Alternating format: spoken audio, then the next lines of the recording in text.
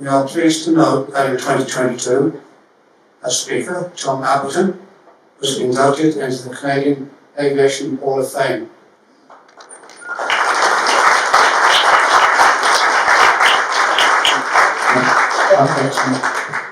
I haven't finished yet. Tom's extensive bio can be read on the CAHS website, and I would like to quote a few lines from it. I'm going to further embarrass Tom here. So, and I quote, "For its contribution to aviation in Canada as both a test and development test pilot, and for his part in the sale and success of regional jets, Thomas Appleton was inducted into Canada's Aviation Hall of Fame at ceremonies held in 2022. And it continues. Over an impressive 4-decade career, Tom Appleton distinguished himself at some of Canada's leading firms, Spartan, de Havilland, and Bombardier. From precise survey work, flight testing, and delivery of iconic STOL aircraft to his involvement with regional jets, Tom's contributions reflect leadership and innovation of the best of Canadian aviation." End quote. In addition, Tom's abilities have been widely recognised as a Fellow of the Royal Aero Society, as a member of the Society of Experimental Test Pilots, and a Director of the European Regions Airlines Association. He's been a busy man. We're delighted to welcome Tom Appleton this afternoon. Let me first start. Okay. First of all, I want to thank Jeff and the Aviation Hall of, the Historical Society for inviting me here today. I am very pleased to be able to present a little bit of what my life was like for a period when I was with de Havilland. I'll just give you one little bit of a background. My family emigrated from Glasgow to Canada in 1953. In December 1953, a terrible winter and a really rough crossing through Christmas in a very old boat, which was on its last legs and one of its last trips. We landed at Pier 21 in Halifax, boarded the immigrant train, the Ocean Limited, and headed west through the Canadian countryside. It was a bit like Dr. Zhivago, if you recall. It was a terrific arrival and a great change for all of us. We arrived in Montreal, and by January the 6th we were in Ottawa, and my mother sent my brother and I to school on the first day of school in Sunday best. Well, Glasgow and Scotland, of course, Sunday best is a kilt, and you can imagine showing up in a Canadian high school dressed in a skirt. We got home that night and we looked at each other and said, okay, we got to shape up. This is a tough crowd. We've got a whirl. So no more skirts, no more long hair, brush cut, and lose that accent within 2 weeks. Good start to life here in Canada. Needless to say, I was totally engaged in aviation from the time I was a youth. I have a vague recollection of hearing a small flight of Spitfires flying across Glasgow, growling away, and saying to my dad, that's what I want to do. So when it came to Canada, I kind of ignored school. I didn't think that was a terribly good idea. And I did, however, join the Air Cadets.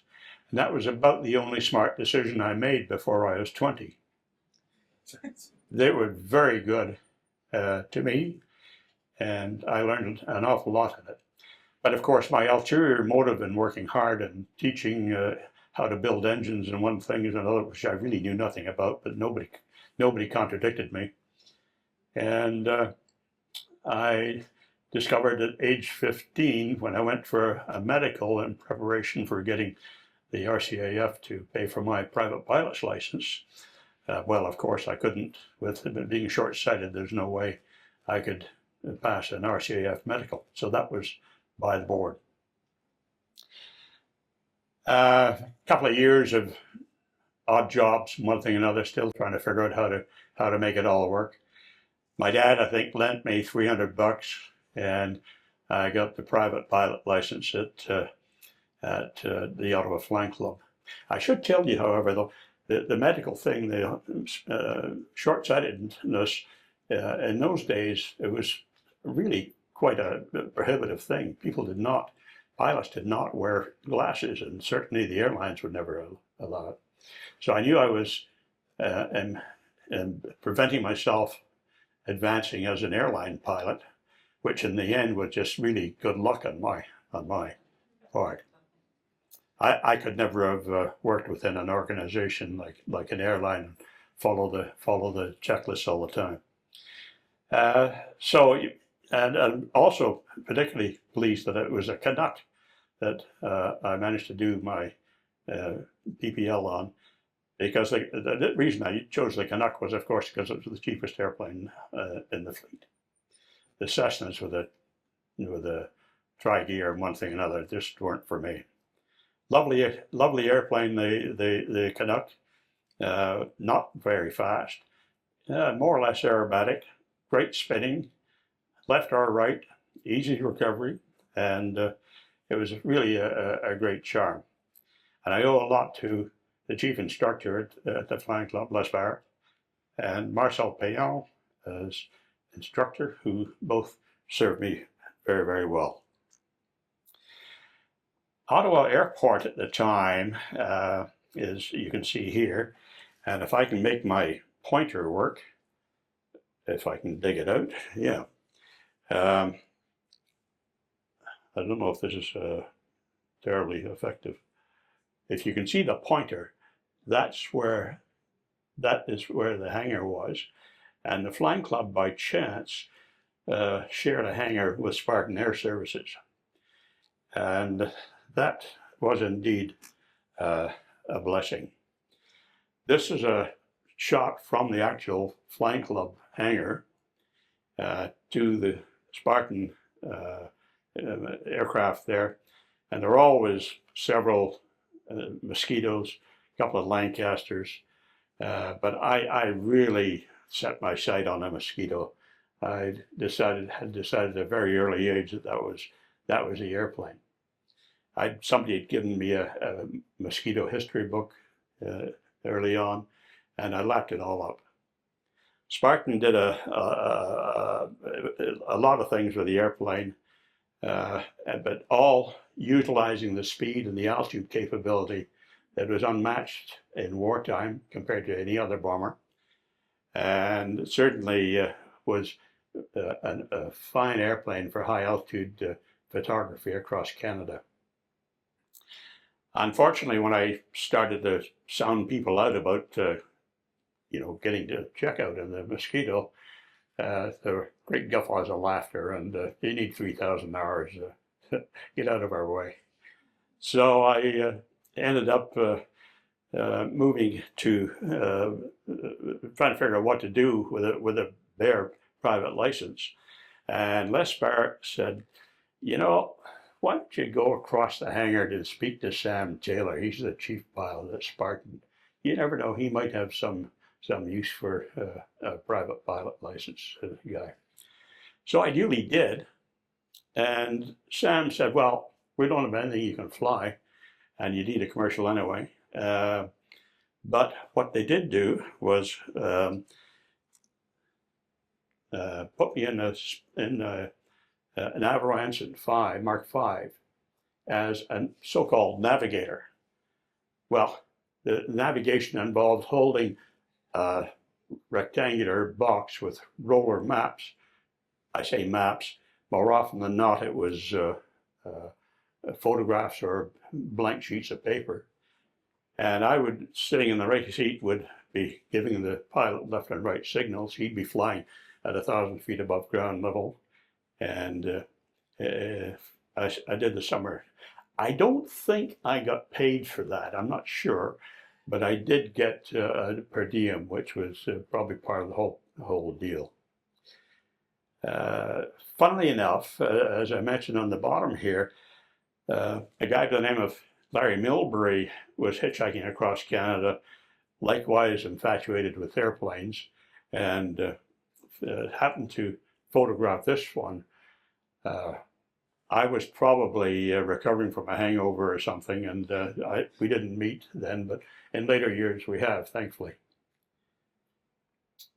Sioux Lookout, Matan, Kenora, that was life in the Anson.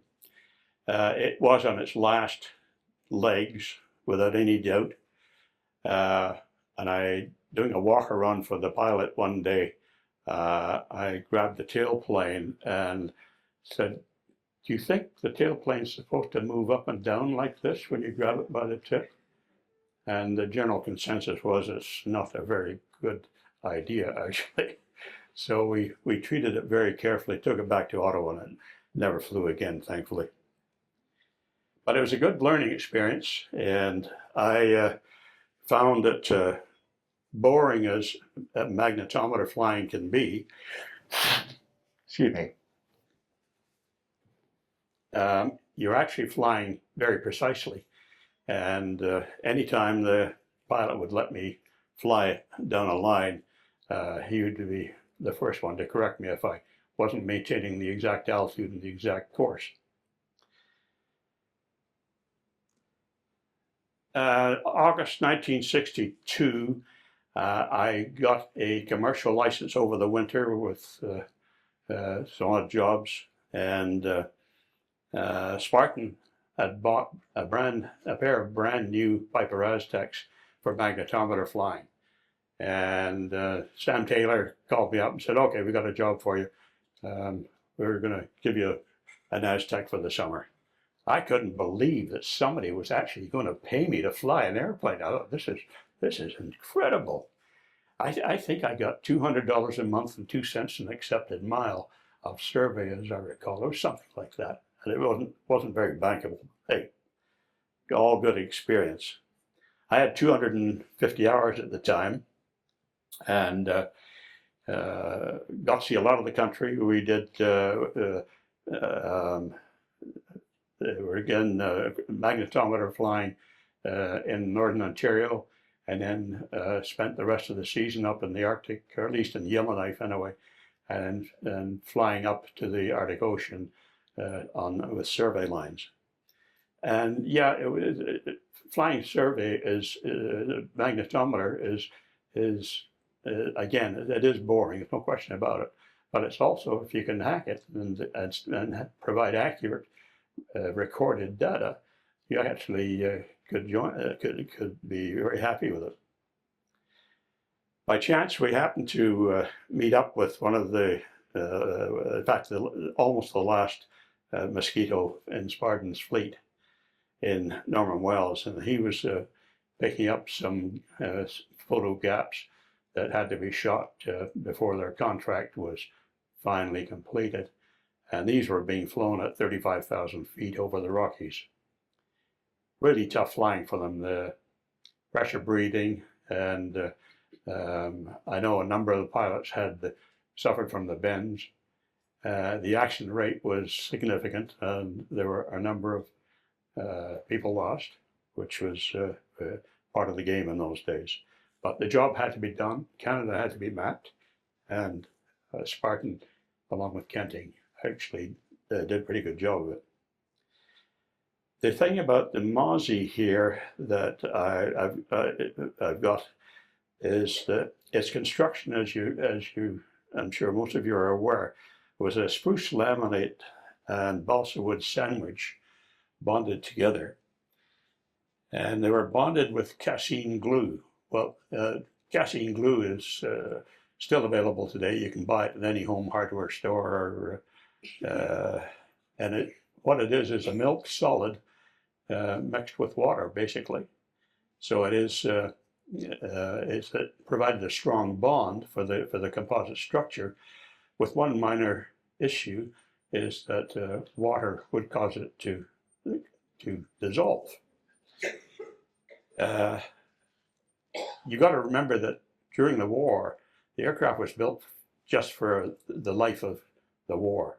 It was designed for 300 hours of flying, no more. So in Canada, the Mozzie did better probably than Malaya and places like that, where the airplanes would actually fall apart within 30 days. In Canada, we're dry enough that, in fact, they did survive for quite a while, but the casein glue was still an issue, along with occasional dry rot in various places on the airframe. Incidentally, if you're interested in the mosquito, I highly recommend the Calgary Mosquito Society. They've got a tremendous group of videos that are really well done, and providing the history of Spartan and particularly the mosquito operations. You can see here some of the problems in the mosquito. The lower entry hatch there with the viewing panel was where the pilot and the navigator entered the airplane. The pilot in the driver's seat, obviously, and the nav up front, and put through it using his sight to correct drift. But you have to understand also that it was impossible to escape from a mosquito. First of all, a pilot with a seat pack is blocking the departure, blocking the hole through which you'd have to jump, and using a parachute. But it was barely enough to get in, and there's no way it could be done. It could be evacuated by one person in less than at least 30 seconds. The navigator would have to go first, and then the pilot. And the problem with rolling the canopy back or opening the canopy and getting out there is that you're dead cert to hit the tailplane on the way by, which is not going to help your situation at all. So basically, the Mozzie had no possibility of escape by the pilot or the navigator. But the guy who really had the issue was the camera operator. And the camera for these photographic mapping jobs was a massive camera made by Wild in Switzerland. It weighed over 500 pounds, and it cost in 1964 $20,000, which is equivalent to about $180,000 today. So they invested a lot of money in both the aircraft, modifying the aircraft, putting the camera operator in the tail. He at least could bail out. That was the good news. And in fact, in one of the accidents, Al McNutt had a propeller runaway up in Baker Lake, and the propeller went into flat pitch. The engine wound out to 7,000 RPM. The camera operator didn't know what was going on. The communication link had been cut because of all the vibration and one thing and another, and he bailed out, realizing this is not a good place to be. And because his escape hatch in the back is also more or less in the bottom, he just bailed out. He landed and he was fine. Poor old Mac and the navigator had to stick with the airplane to get it on the runway at Baker Lake, and which they did. And there's a photograph of it, and I noticed that on the left-hand side of the top of the fuselage, there's a great gash cut in it. And I suspect that Al and the navigator didn't realize that the photo operator had actually bailed out. And somebody went at it with an hacksaw to let him out. And there he was gone. they went out and got the guy and got him back. No trouble at all. Bit more. This is the first prototype, by the way, Mosquito. It was built in secret with mostly private money from de Havilland's own resources, because the Air Force could not believe that a wooden airplane was viable in 1940. I mean, really, who would build a wooden airplane in 1940? You know, it has all sorts of advantages, and it came in a fighter bomber, it came in a bomber, it came in a PR version, and the fighter bomber, for instance, had 4 big cannons in the nose and 4 machine guns in the nose. And these things, when they went off, the recoil, for instance, of the cannon was incredible, and very effective, very accurate. And funnily enough, they discovered that wood absorbs that sort of a stress much better than steel. And they never had problems with mounting these big heavy guns and their big recoil forces which occurred. Not only that, but in future airplanes like the Vampire and the Sea Venom and things like that, they actually put wooden bearers in for the guns, and because it was much lighter and stronger than the metal part of the airframe, and even today it's still a good way to mount armaments.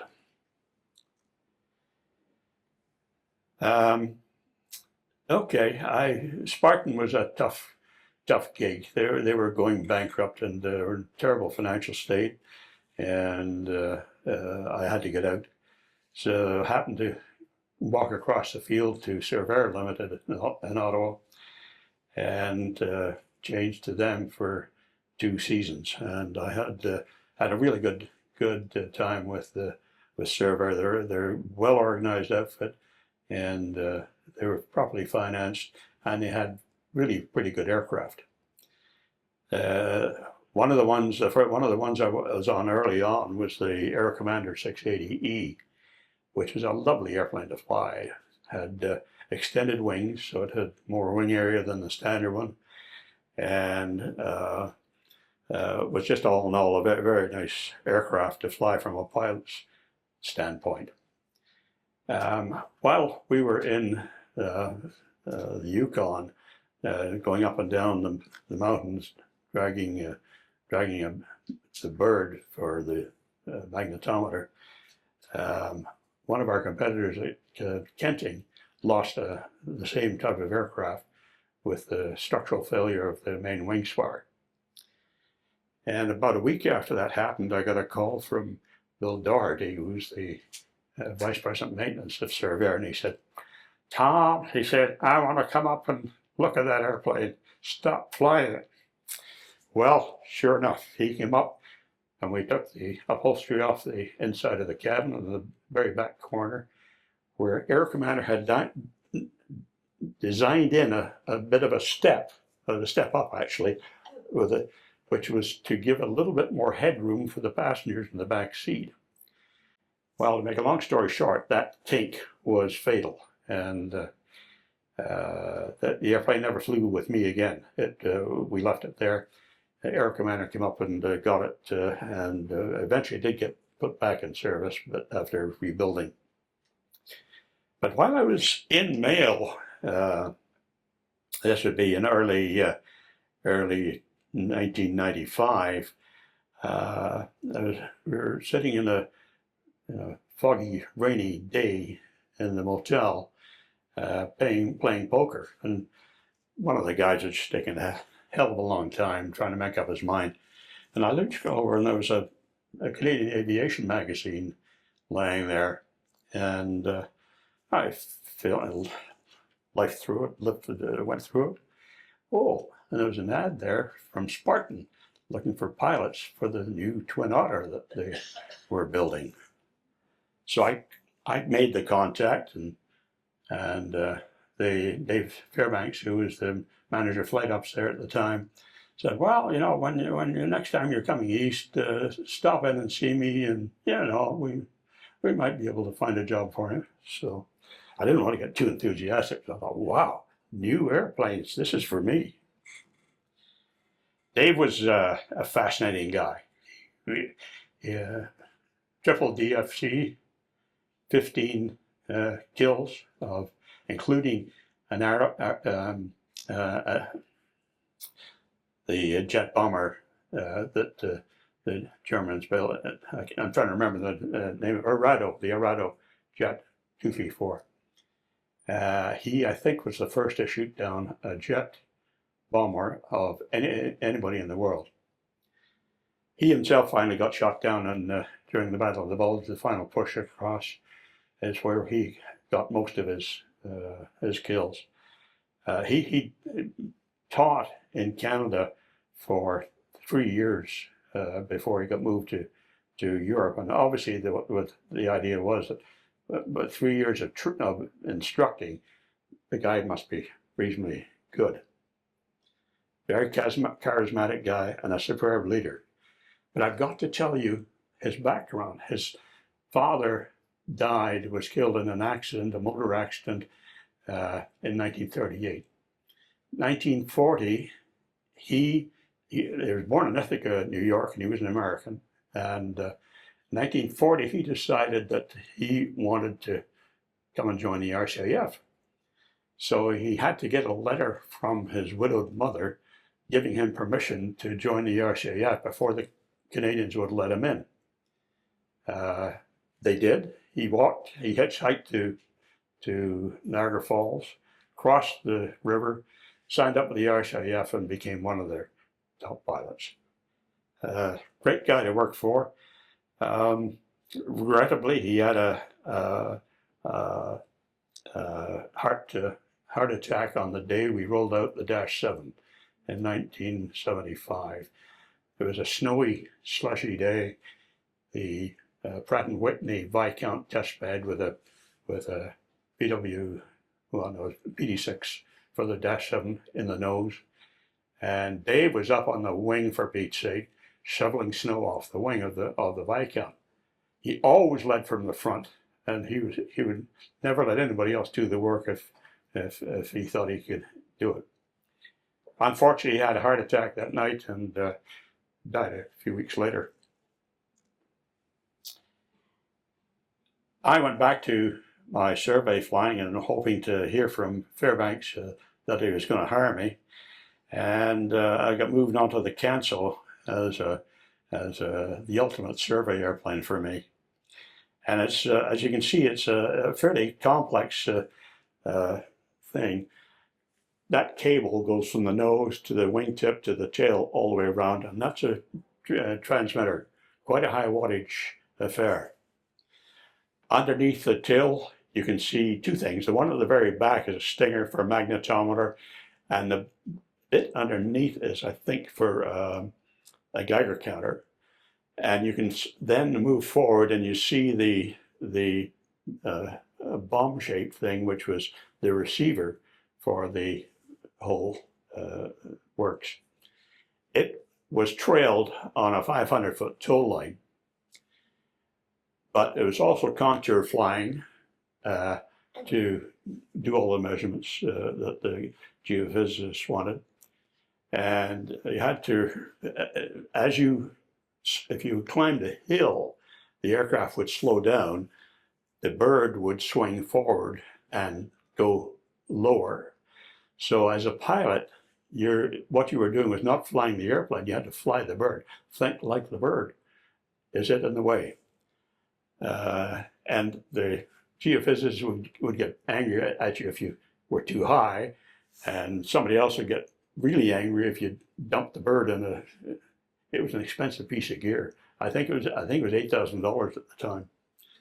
Luckily, we didn't do that very often, but it was again survey contracts in Timmins, Suriname, Nigeria, and the Ivory Coast, and then Al McNutt and I ferried it across the South Atlantic to Africa from Brazil, 17 and a half hours, non-stop. In Suriname, just before we went to, across the Atlantic, we were driving along quite nicely, flying our lines at 375 feet, and had a slight perturbance from the left engine. When it swallowed a valve, the thing caught fire, and a flash fired. Had to shut it down. Then had to go around the big trees on the way, because the canopy there is about 150 feet high.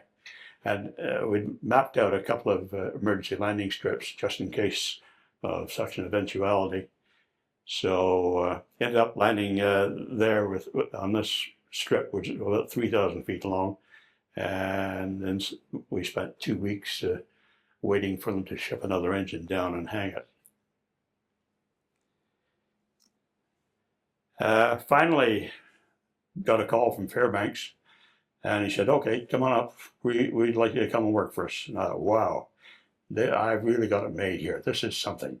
What a nice place to go to have a great reputation, great aircraft, really solid, and right up my line. New airplanes, no more trailing bombs and this sort of nonsense. Twin Otter testing was well on their way, and I picked up a little bit of it, of some of the performance testing right at the very end. But most of my flying was demonstration in those early days. In June '66, I'd been with the company 3 months, and we delivered 2 turbo Beavers. The number 1 went to Yukon for Ron Connolly, and number 2 went to Bert Berry with McMurray Air Service. And I got a assignment from Fairbanks to go up and teach these guys how to operate a turbine engine.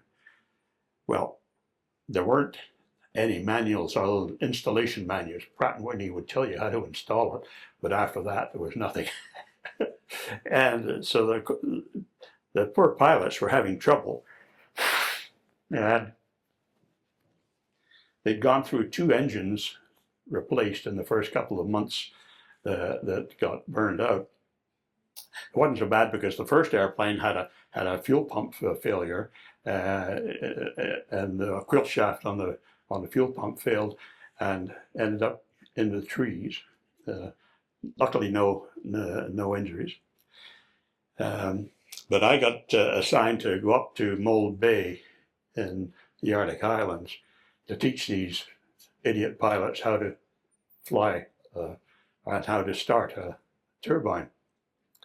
And they were smart guys. Obviously, there was no particular problem, but there were certain do's and don'ts, and managed to get that across. Then I was waiting for 2-3 days for the Nordair Super Connie milk run that traversed the Arctic once a week. And Bert Berry, the owner of McMurray, said, "Well, I'm short of pilots. How about running a few trips for me just so we can get the revenue started up again?" And so I said, "Yeah, that's fine, as long as I'm going somewhere I've been before. I don't want to explore the Arctic on my own." He said, "Okay, that's fair." He said, "I'll come with you on the first trip, and we'll see what happens." Well, we're halfway to the supposed destination, and got a call from the base. The customer doesn't want those 2 drums of diesel you got in the back there. Take it over here and give us a Latin long. Off we went. Well, it turned out it was a shallow glacier flow. And everybody told me how hard the ice was in the Arctic. You kick it, you break your ankle. Anyway, I came to where the place was. They wanted it, and I was flying the airplane, and Bert and I looked at it just as smooth as silk. And I said, "I'm going to be having trouble. I'm going to have trouble stopping. I want to get it down right at the start of the slope," and that was fine. It was just that put it down exactly where I wanted it. And as we're slowing down, put it in back into reverse, and lo and behold, the damn thing broke through the ice. Total shock. I hadn't even thought about that, because it looked so hard, and everybody said it was hard. Anyway, I'd only been with the company 3 months, and we're hanging on our straps on a nose in the snow. And Bert says to me, he says, look, he said, if Fairbanks fires you, I'll hire you. So, thank you very much. And you know, took about 3 or 4 days before I got back to Toronto. And nobody, I got back to Toronto, nobody said a word about it. Nobody even mentioned it. To this day, I guess the insurance companies and Fairbanks had come to an agreement. The wonderful thing about working for de Havilland is there's a huge range of aircraft types and landing gears and one thing and another. So you had all these different variables. There's absolutely no way you could run a checklist system that faithfully followed the requirements of each airplane. And Dave Fairbanks said, you know, what you've got to do, it's what today we'd call situational awareness, SA. And we never did use checklists for general flying. We did for experimental work, obviously, for which I did a bit of later, but we didn't bother with the thing. One of the airplanes that I really enjoyed was the Heron. De Havilland Canada had been an agent for de Havilland England's Heron, and the Heron also was flown by Prince Philip when he was over on a tour in the early 60s. Lovely airplane, 8-passenger VIP interior, single pilot, not terribly powerful. It was a struggle to get to 4,000 feet, particularly in a hot day, but a sweet airplane to fly. The first, after the prototype, we built 4 pre-production Twin Otters. They're all painted yellow, any color you want, it's got to be yellow. And did a lot of the secondary flight test work there, performance testing and customer demos and that sort of thing. One was sold to Lands and Forests for VIP, but good fun. And the August of '66, I got sent to the Caribbean because I was the most junior guy, and the plant shut down in August, or at least for a couple of weeks, and I didn't have the seniority to go on vacation, so I was sent down to the Caribbean to with our reps, our U.S. reps, to tour the airplane for a sales tour. One of the places we went to was Saba, which is an island, a very small island, and many of you will know it.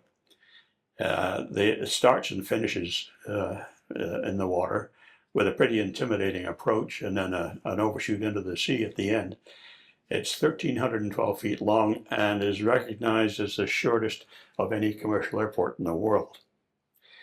You know, they've operated Twin Otters from Saba for 55 years now. 50 plus years anyway, never had an accident. And you can see here, well, there we are. This is the winding a road to the top, and the capital of Saba is located within the extinct volcano. And so you go up to the bottom. The town's name is the Bottom. All good fun. And you can see there's a Twin Otter there in the tiny terminal building. I guess we probably went up for lunch, I think. St. Bart's, a little way away, also a very steep approach. It's generally considered a very challenging runway because the runway is long enough, but the approach to it is very steep. And if you look at you can see the windsock on the right there, and if you look closely halfway between the windsock and the Twin Otter, you can see there's a cross. Well, that's a modern innovation. When I went in there, the cross was on the extended center line of the runway. So as you when you're doing your approach, you had to do which was basically full flap flight idle, and you had to cross that cross and give it enough clearance that you're not going to hurt yourself. Slide down the hill, and it's still in use today. This was, if you look at the back there, you can see it's got a 50-year signature of Twin Otter operations into St. Bart's. Again, they've been operating all these years, 55 years, accident-free. Got home mid-August, and David assigned me to move a Sterling demonstrator, serial number 9, which was the first one with an airline interior, an air stair door, and all those nice things that airline passengers want. And but it had to be delivered. I had to get it into Farnborough. The whole thing was a waste of time. So I did the first flight on it with no interior. The second flight to desnag it. Then on the 28th, they put the interior in on the 27th. In the 28th. And then a permit to fly is issued. Don Rogers air tested the long-range fuel system while I went home to pack. And then we launched off from Downsview to Farnborough. And if you're interested to know what navigation equipment we had, because I mean, we weren't high on GPS or inertial or any of those toys, but we had one VOR, which was not bad, and one low frequency automatic direction finder. And that was what we had for navigating the Atlantic. Basically it was dead reckoning with a little bit of help. Arrival at Farnborough, the Twin Otter just really took people to heart. It was very well received, as you can see, and lots of people were coming in and wanting to buy the airplane. How much is it going to be? Well, the initial ones were $220,000. I say the initial. I think actually the ones that went to the Chilean Air Force were early customers, and I think they paid quite a bit less than the 220. But for $220,000, you got you a 19-seat airplane. It was not bad. And while we're there, we had many new prospects come in. The first one, probably an Italian company by the name of Air Alpi. And it was owned by a wealthy count in Cortina d'Ampezzo. And all of a sudden, he signed a contract for 10 airplanes if we would take it to Cortina and demonstrate it. Well, we were supposed to be going to Casablanca for the first stop, but I got talked into side trip to Cortina first, which was fine. And everybody had a really good look at the airplane. And Cortina, the count, went ahead and signed the contract, and then we had lunch, of course, being Italy, and it was my first trip in Italy, and I fell in love with the place immediately, needless to say. And off we went to Casablanca. Well, we delivered 5 airplanes in the few months after. The airline started in a rather disorganized way, but then it finally collapsed. And the problem was the poor count passed away. It was rather unfortunate. He died of drowning in the swimming pool, possibly helped by there's some in flagranti delicto going on, and his wife was apparently not in agreement with the whole thing. And one way or another, he ended up in the drink with a couple of bullets in him. But it was described in the papers as an accident. I then went across with the sales rep and the technician and Casablanca, right across North Africa to Casablanca, Tunis, Tripoli, over to Lebanon, Damascus, across Saudi Arabia to the Persian Gulf. We stopped in Abu Dhabi for a bit of a rest for a week. And at the time, the Abu Dhabi and Dubai were all British protectorates. They're two Shalom states. And UK was pulling out all of its east of Suez commitments. So they as oil had been found about a week or a couple of weeks before we got there, it looked pretty good. Make a long story short, Sheikh Zayed was selected by his tribes to be chairman of the country, interim, and so we spent a week flying him around Abu Dhabi and the UAE to get a first look at the place. I spent quite a bit of time with him, as a matter of fact. And one day we were down in the Liwa, the empty quarter, which is down east of Abu Dhabi, a couple hundred miles, and we were flying along. He always sat in the right-hand seat, and he didn't speak English, but there was never any doubt as to what it was he wanted and what he said. He was a charming man, and he pointed down, and there was a wadi, a dry riverbed. He said, "Could you land there?" I said, "Yeah, probably. Let's go and have a look." So we went down, dragged the wheels on the gravel, and yeah, it was good and sturdy. So we stopped and shut down. And there's nothing visible to me of anything man-made within sight from 2,000 feet. And it was on the ground. It was just dead silence. And got out and walked around. And about 5 minutes later, a couple of Land Rovers appear over the sand dunes. And so Sheikh Zayed went out and had his conflab with his brother leaders, and for an hour or so, came back, and needless to say, would pick that moment to couldn't start. The battery was fine, but whatever, couldn't engage the starters at all. So we got him, poured a big hammer out of one of the Land Rovers, and gave the relay, which we figured was the problem, a good hard whack, and sure enough, it worked, and we started up and flew back. Yeah, they ordered 6 Caribou, and I spent 2 months there on a pilot training assignment, and again, more of the exploration stuff. We got into war games with the RAF flying hunters, and we were doing formation paradropping at 100 feet altitude. All good fun. It's all new to me. So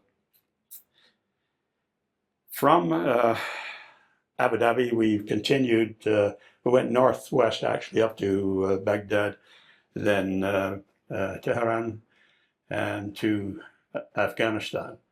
And as I'm sure most of you know, the Taliban. This is the Bamiyan Buddhas here, and the Bamiyan Buddhas were blown up by the Taliban, and I think it was about 2000 or 1995, 2000, somewhere in there. So they're no longer in existence, which was a terrible pity because it was really quite a thing. The Turbo Beaver that was with us as well on the demo tour took this photograph. Army Hollandsworth was the pilot. He grabbed this shot, which is a good one. Unfortunately, he was killed some years later when the Canadian ATC was on strike, and he hit the TV tower up Highway 400 when he was working for Noranda Mine. Noranda, one of the mines up there. Nepal was a place which was big on our list. The aircraft were provided to the Royal Nepal Airlines as a gift from Canada. that only lasted for a couple of years of doing aid donations with aircraft, and then it was ruled out. So anyway, I was sent to deliver the first one, train the flight crews, and spent probably a month and a half in Kathmandu. Wonderful place. This is Sangboche, which is very close to Everest Base Camp. I say very close, about 4 or 5 kilometers, I think. And it's actually behind us. This is taken from the top of this runway. The approach was over the Caribou Valley and landed downhill, then rolled uphill to a stop. Couldn't overshoot because of the height and the ruggedness of the terrain. And then takeoff was turning around and going the other way. Thank you. What's your name?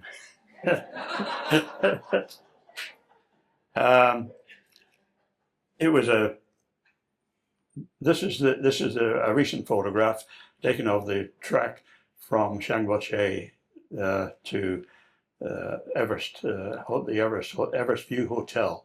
And of course, in those days, it wasn't built. It was about a third of the construction was started. They're bringing all of the supplies had to come from Kathmandu by a truck, and then it was about a 3-week hike to get all the stuff up to the hill to build the hotel.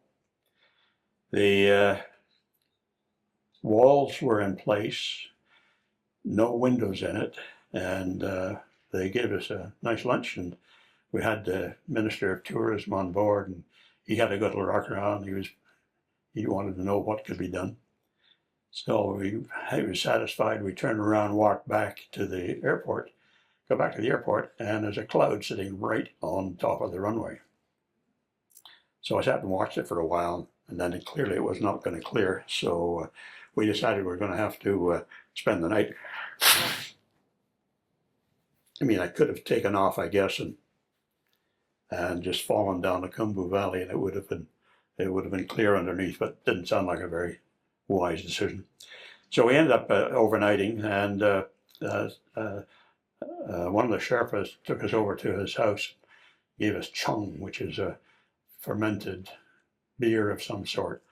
And after a few of those, he said, I know a shortcut up to the Everest View. Follow me. So we did. And he said, by the way, he said, put one foot in front of the other, don't put them side by side. Okay. Next morning, coming back, same way. Wow. I would never have done it in daylight the first time for sure, because it was literally a 1 or 2 feet wide path along a sheer wall for about 1 kilometer to get to this hotel. But I slept in the hotel that night unexpectedly with Everest framed in the blanket opening and bloom off the top. It was a very ethereal night. This is the Everest View Hotel today with Everest in the background. And it's, I believe, the modern helicopters get all of their guests up there. And I think they go from there to Everest Base Camp. And there are hundreds of them going and climbing Mount Everest every day these days. This is a waterbombing assignment I was given in Spain. Twin Otter with a tank from our friends at Field Aviation. It was scientifically, it was very well engineered by the chief engineer and it worked well in the dry.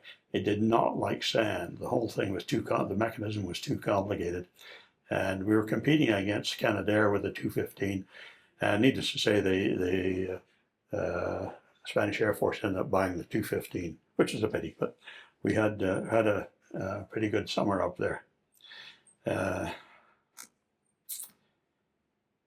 I landed the Twin Otter for the first time on the Isle of Barra in the Hebrides. They've been operating also for 55 years since. You can see the Loganair is now using Twin Otter 400s. It's amazing, $7 million Twin Otter today that any commercial airline can make a profit with it. And they have to fly them with 2 pilots, of course, and so forth. But it's an essential air service, and it's subsidized by the Scottish government, but all good fun. I was in Spain. I should say that I met a girl at Farnborough, and one way and another, we ended up getting married, and she stuck with me. So we actually had our honeymoon in Spain for 2-3 months, and it was really enlightening. The Spaniards were great to work with, and this is a photograph taken at the new airport in Almeria in the south when Franco was coming by to open it.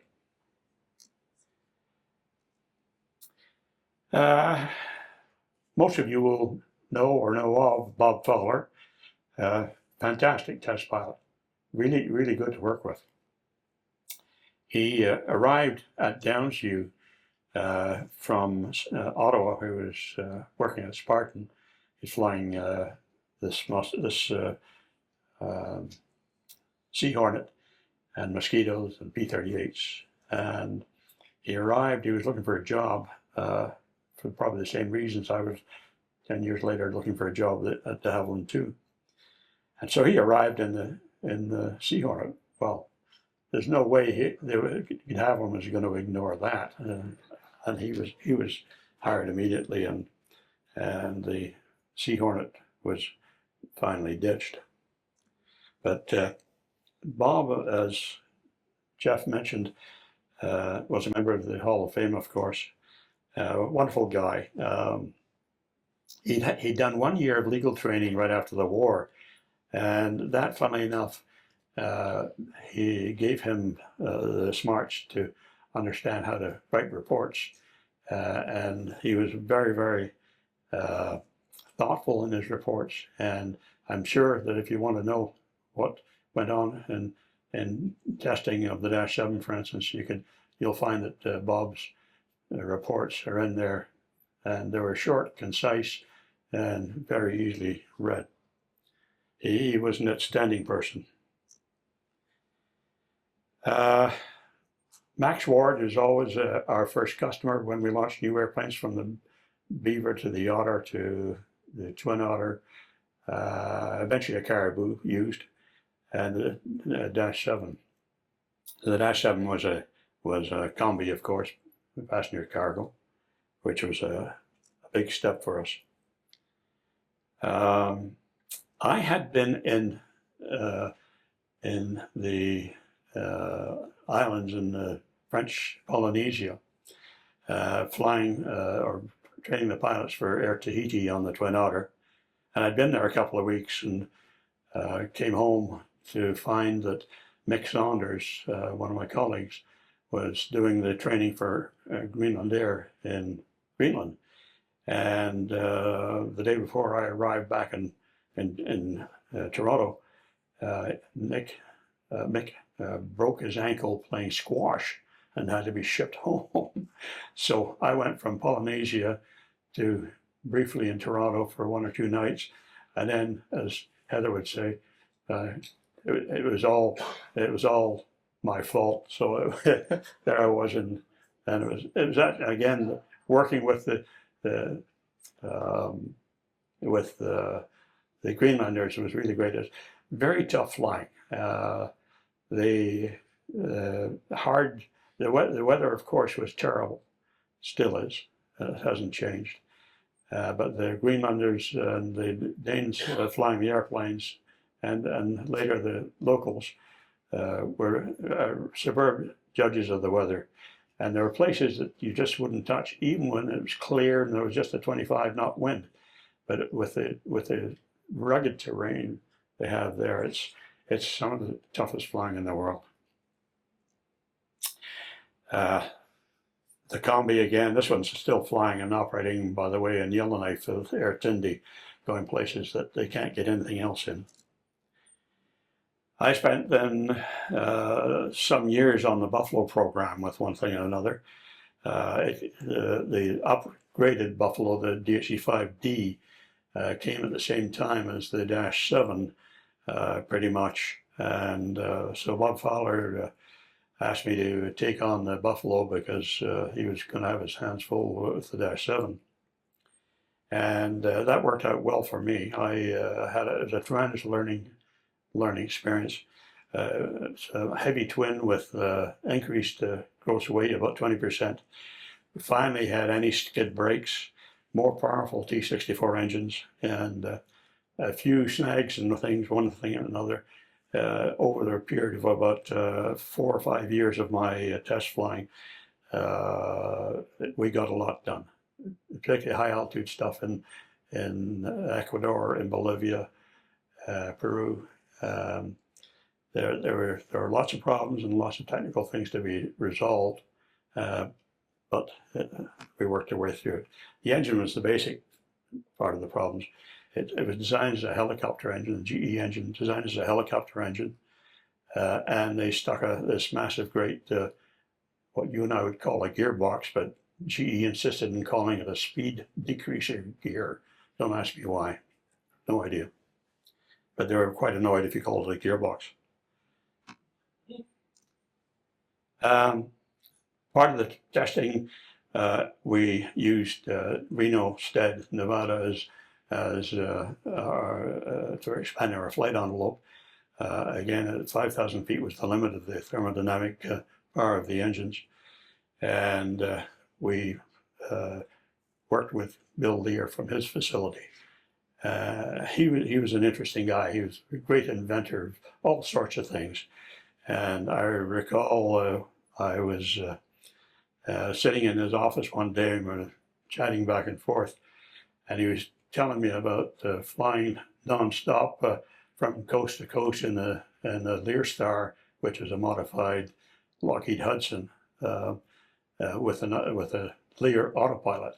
And he claimed he slept most of the way with an alarm clock that would tick and ring every hour or so. And I'm sure he did. I don't think. He also had, I think it was the world's first all composite airframe in the backyard. It was had a counter-rotating props mounted on the tail with coaxial shafts. It was no, I'm sorry, they weren't coaxial. Actually, there were separate shafts, and it was tough work. Some other, you'll recognize some faces there. In fact, Jeffrey, I think you're appearing between myself and Mr. Lear there.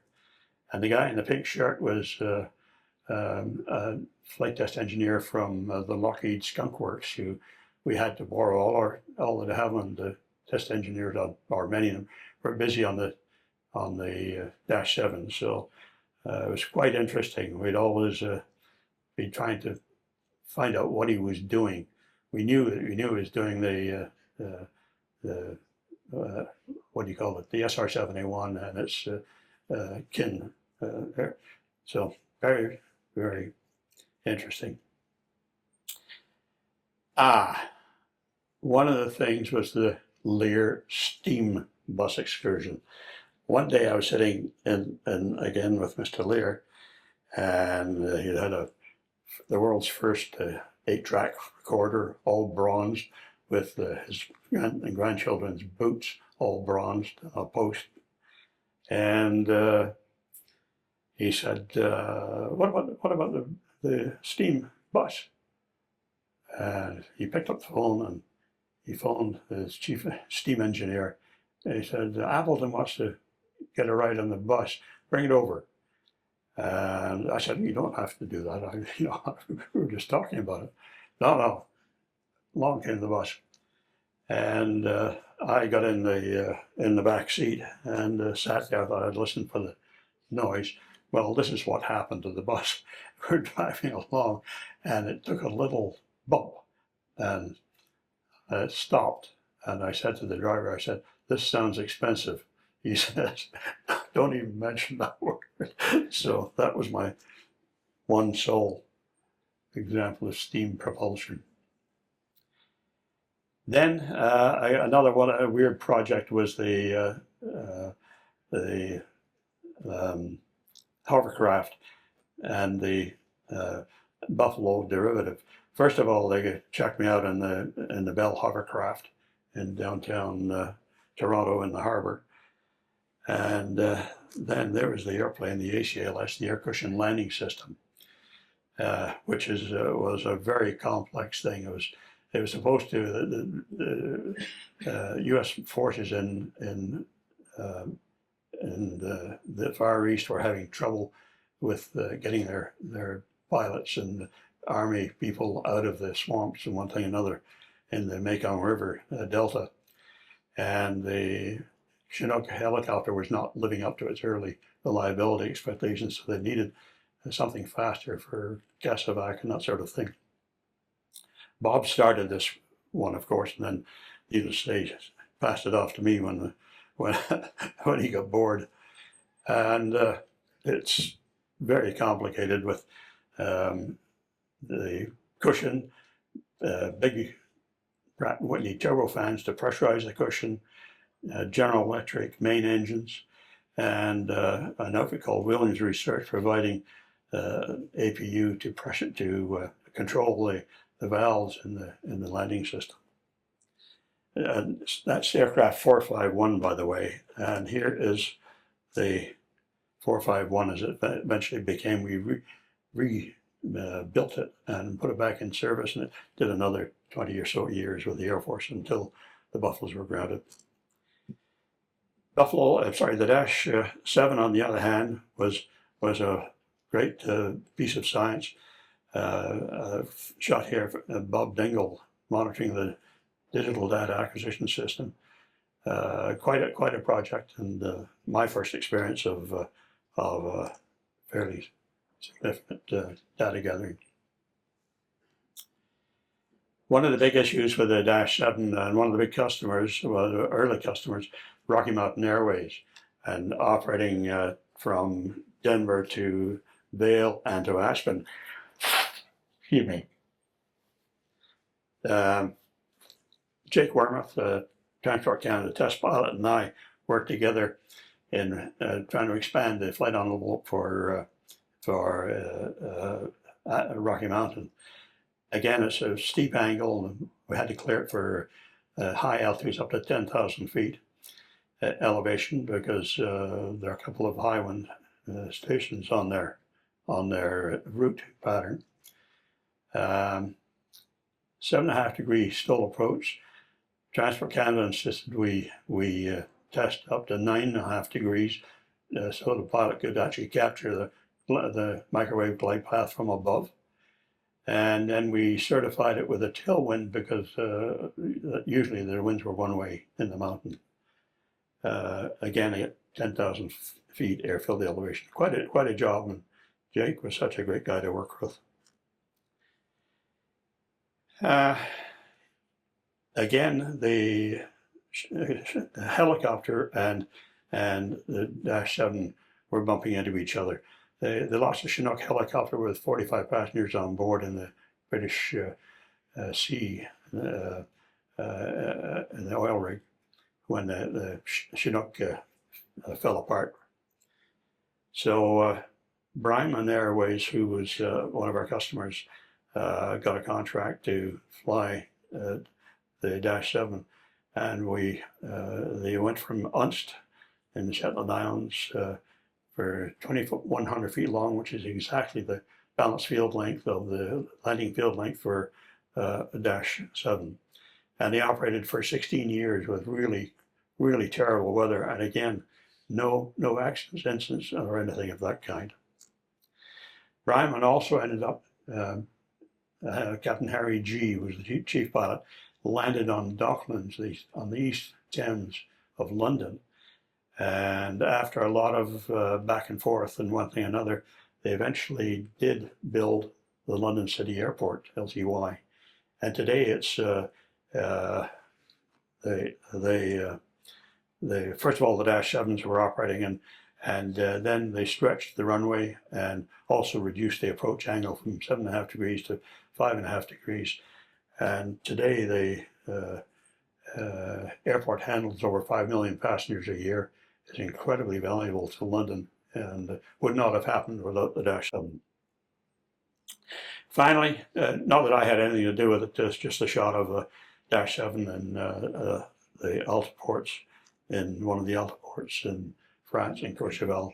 Give you an idea of what they're on about. This went on for several years. The problem in the end was not technical. There were no issues about actually landing or taking off. But the problem was that it was weekend traffic for skiers. And if the snow is good, then you probably can't get into the airport. So that was a fine few years, but economically it didn't work. I retired, and I joined Piaggio Aerospace as their CEO for the U.S. sales office, and also ran the factory for a while in Genoa. Great fun, wonderful people to work with, and the airplane was an absolute charm. It's believe it or not, it had 9 psi pressurization, was certified to 41,000 feet, flight level 410. It would generate 400 knots just cruise speed and sipping fuel. It was really a fun airplane to fly. And my very last flight that I did was bringing a new aircraft back across from Genoa to Florida, and all lots of fun. As you can see, everybody has to. The company, by the way, was owned partly by the Ferrari family, and it's very since I'm a car nut as well as an airplane nut, and of course my company car there, the grey one, is a Maserati, and people thought that was appropriate. Anyway, that's it, folks. There's not a lot left, and I'd be happy to take questions.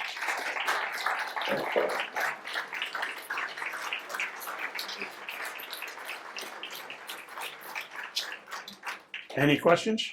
May I ask one question before I start running? You've met a lot of fascinating people, Tom. First of all, an outstanding presentation. A lot of information. Thank you. Outstanding. You've met a lot of fascinating people from Bill Lear and on. Who would you say would be the top 2 characters that you had to deal with? The top 2 characters, that's a tough one, and I'd probably be some secrets one cannot divulge. But the Twin Otter attracted new startup carriers, particularly starting in the USA and California. And myself and sales manager, Slim Jones, and a technician took one of the Twin Otters, the yellow ones, and around to California. And people all of a sudden realized, wow, this is a golden bullet, a silver bullet for transportation within the LA basin. And we had all kinds of people approaching to wanting to buy airplanes. And we were selling them fast enough that the lead times got pretty long. So there were a number of characters in there, some of whom were honest. And there were probably 15 airlines that eventually bought Twin Otters for operation in that part of the world. Some of them survived, very few of them really. But the whole thing evolved, of course, around the big airlines and so forth. And today I don't think you could get from Santa Barbara to LAX except by freeways. Does that answer your question? Yeah, well, it does, but it leads to others, but I will stop there. Who has a question? with the upcoming Remembrance Day, you did mention a few names who had some rich history during the war. I just wonder, it's not really a question, but do you have any anecdotes on our dear Russ Bannock, who was also a member of... Oh, I knew Russ, yeah, he was my boss for some period of time. Fine guy, and he had a great record, of course, on the Mozzie in Europe. I think he outgunned Bob Fowler, actually. If I remember correctly, it was 23 or 24 that he shot down. And of course, he was famous for getting B-1s. He would tip them over as they came into London and have them crash out in the countryside. He was president of the company only for about a year, and it was before I was in management, so I don't really know the politics of what went on. But he left that time. We stayed in touch, in fact, right up to his very last year. Great guy, great guy.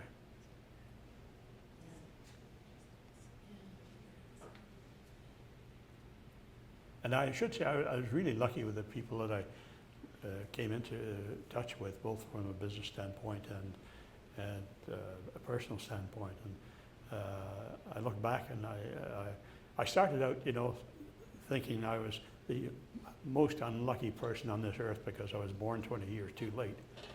And I couldn't get over that as a teenager. But at the end of when I retired, I realized I'm the luckiest guy alive. Any other questions? No family. We packed the benches for a reason. Well, throughout your career, what would you say was your favorite place you'd been or favorite flight you had taken throughout your entire flying career? Oh, I think without a doubt Nepal. People were great to deal with at the time. It was a difficult time because it was still a monarchy when I was there, and as you're aware, that eventually ended with a lot of tears. But yeah, I enjoyed the flying in Nepal. I enjoyed the pilots that I was working with, young bunch of guys, smart, and for 5 or 6 years they were accident-free. And then as they started to branch out, they bought a couple of 727s and finally 1 or 2 757s, and they were going into Europe, one thing or another, and the good pilots all moved up the ranks, and the new ones were not properly trained on the Twin Otters, and the accident rate started to get right out of hand. And it wasn't constrained to Royal Nepal. ATRs had very similar problems in some of the developing parts of the world where finding good help is tough. It looks beautiful. Any other questions? Yep. Where was the picture taken on the screen? It was, well, it's obviously a tri-motor, Ford tri-motor. It was, I can't remember where it was, to be honest. And the journalist, Kathleen, what's her name? McCready? Sorry? McCready, was there a transport? Creedy, yes, Kathleen Creedy. She was helping the people. This is a rebuilt, or not a rebuilt, but what do you call it? A hand-built recreation. And it begs me to ask a question of you folks. Anybody know what a Johnson bar is? I knew there's some smart guys. Stand up. Well, from a long career, Just grab that so we can capture the audio. yeah, from a long career as an exploration geologist, I spent some time in the bush looking at the other sides of some of these aircraft you were talking about. And Johnson Bar is kind of like as far as I know, it's an outhouse without the house. It's what, sorry? An outhouse without the house. Yeah, Johnson bar actually, that's one Johnson bar. The Ford had what looked like the gear shift from a 1935 Ford truck, and it came out of the floor, and you steered the airplane with brakes. It didn't have any locking tail wheel, so you had to go left or right to steer the thing, and you pulled it back to put brake on and pushed it forward for brake off. At least I think that's the way it was. It might have been the reverse, I'm not sure, but I can't recall now. I only flew it once. But that's what a Johnson bar is. Both good answers. Tom, my question is about the air cushion Buffalo. I'm wondering, where were the flight tests, where did they take place, and what did you actually have to do as part of the flight test program for the air cushion Buffalo? Sorry, For the air cushion Buffalo, where did the flight tests take place, and what did you actually have to do? well, I got it in the tail end of the program. It was based in Wright-Patterson Air Force Base in Ohio, and it was a tripartite test program between the U.S. Air Force, de Havilland, and who's the third? Canadian government, I guess. The whole idea was that they could rescue and do CAHS and that sort of thing out of the. But by that time, all the problems in Vietnam and Laos were over pretty much. The helicopters were becoming more reliable and longer range and bigger payloads, and so there was no real support for it to continue. And finally, it was shut down. Never did put it on the water, unfortunately. I would have liked to have tried that, but that hasn't been done. There was a lot of unknowns about that because hovercraft have what's known as a hump speed. And if you may recall, one of the hovercraft, big hovercrafts in the English Channel turned turtle and because it exceeded the hump speed of the vessel. And typically there'd be about 40, 45 knots. I was always told you'll never get any warning. If you know you're into a hump, you're going to get the full thing. And they sank the one of in the channel. I did not believe the airplane would do that because I've got pitch control with the elevator. But there are probably situations where you could end up in exactly that situation. And today, I don't think there are any hovercraft doing anything very substantial other than just as toys. Just a very brief story about the trimotor. As a passenger, I took a flight in a trimotor at Kalamazoo. Okay. And the pilot took us into a room and maybe half a dozen passengers and gave us a bit of background, bit of story. And he told a story, or a yarn, not sure which. When he was flying it, he was being checked out by the CFI in calm conditions. Right. And the CFI decided to step back for some reason. And he said all of a sudden, the aircraft went into a slow pitch oscillation. Yeah. And what he'd done, unknown to the pilot, he'd opened the side window and he was pulling on these elevator controls. Yeah. It was my trip was pretty uneventful, but it was fun to try it anyway. One more little thing, talking about engineering innovation. This was designed, as much as you could call it a design, fabricated and assembled by one of Canada's finest engineers, who is L.B. Smith, who was president of Pratt & Whitney Canada at the time. And he invited me and you, Duncan, who went down to St. Eugene. And he had about 4 or 5 airplanes, and we sampled each one of them. And the final one was this. And it's exactly as I say. The motive power was a very old, tatty Oldsmobile station wagon with a 75-foot rope. And the picture was taken before I flew it because they didn't want to see me with a smashed-in face, I guess. But we got to about maybe 20, 25 feet altitude, and I thought to myself, you know, Appleton, this is not really very smart. So luckily I was able to put it back down without breaking anything. Well, thank you.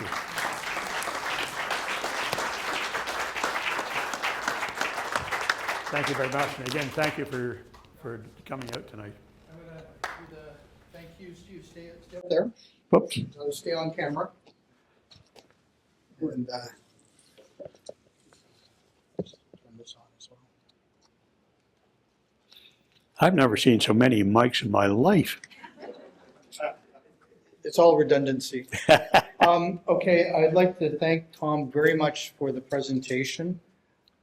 You answered a lot of questions, in many ways, things I was always curious about. I first met Tom in about 1986, probably at Expo 86 in Vancouver. Yep. At the same time as I started writing for Canadian Aviation magazine and Wings magazine. And what was nice at the time was if I wanted to do a story on de Havilland, PR put me directly through to Tom, and Tom was always open and informative. And the result was I wrote good articles because you were very informative. And it also seeded my, I guess, interest in the regional airline industry. So when I joined Bombardier Regional Aircraft Division in 1995, you were executive vice president, ultimately my boss. But I was always curious as to what your prior background was. And there was always little hints, in Fred's book or Larry's conversation. And I really appreciate this because it sort of really connected the dots for myself and I think for a lot of other people. So on behalf of the chapter, here's a gift. And again, thank you very much for your Thank you, presentation. Ken. Thank you very much for the invitation.